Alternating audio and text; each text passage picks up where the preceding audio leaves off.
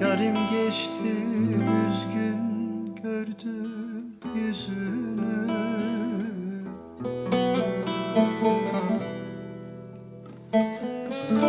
Yoksa bir hoyratın eli mideydi.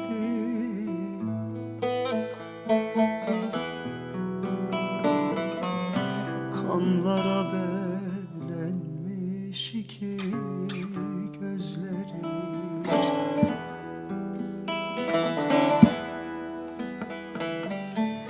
Yaranmaz aşığın dili mideydi. Aman aman dost değdi, aman aman can değdi, aman.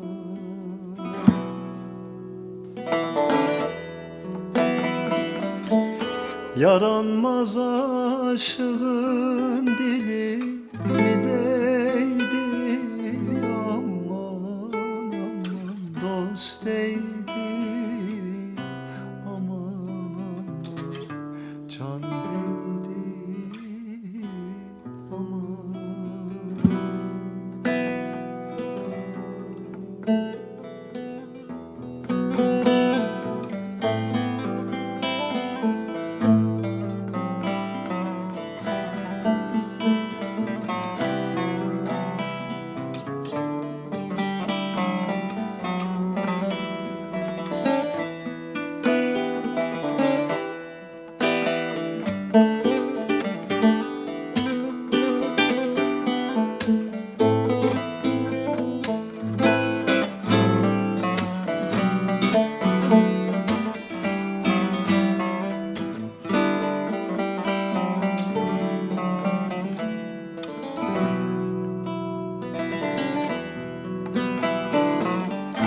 Aziz karalıyam, sazım karalı.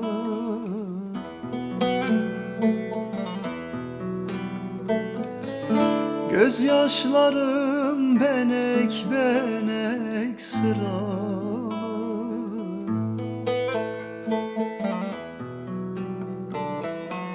Sazım düzen tutmaz, teller yaralı. Yaranmaz aşığın dili mideydi. Aman aman dost değdi, aman aman can değdi, aman.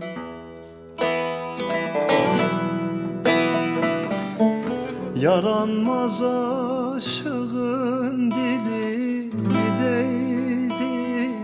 Aman aman dost değdi, aman aman can değdi, aman.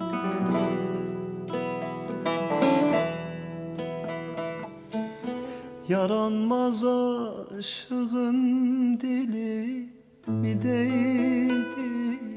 Aman aman dost değdi, aman aman can